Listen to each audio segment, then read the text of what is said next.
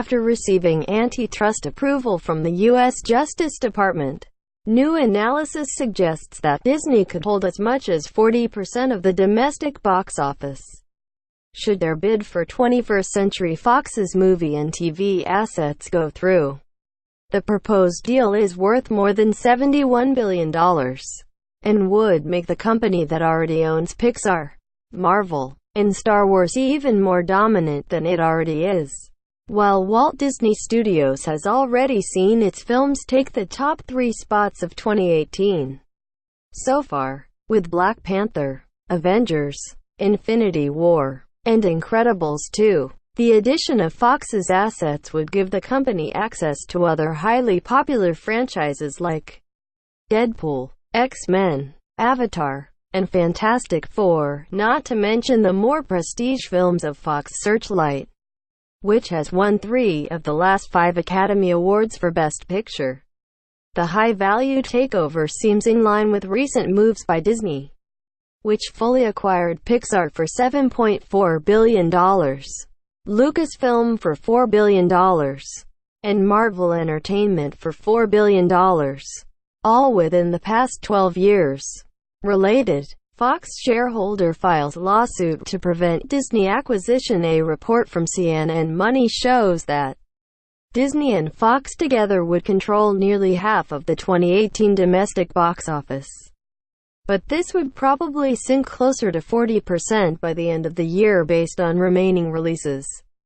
For a little perspective, while studios like Universal Pictures, Paramount Pictures, Warner Brothers, and Sony Pictures appear to be on a similar playing field, only Warner Brothers' parent company Time Warner and NBC Universal would post double-digit box office shares, 16% and 15%, respectively, over a 5-year average in which Disney and Fox are a single company. As recently as 2010, the top of the box office was much more spread out, with 5 studios receiving double-digit market share in Warner Brothers and Paramount topping the charts. However, just last year, Disney and Fox combined would have controlled about 35% of the domestic box office. If the deal is approved as it currently stands, the impact on the industry would be far-reaching, both economically and creatively. Disney would immediately gain greater leverage of the supply chain, including in ticket receipt negotiations with theaters where it has already shown considerable might.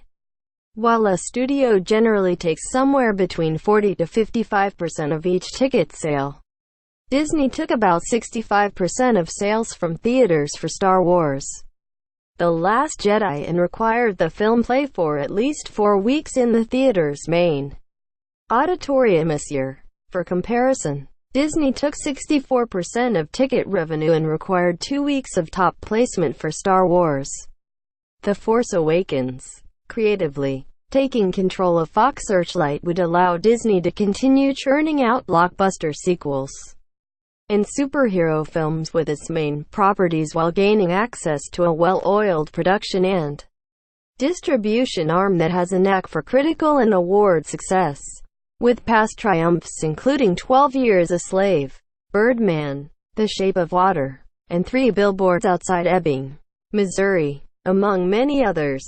The full impact of this merger will hinge upon Disney's production intentions.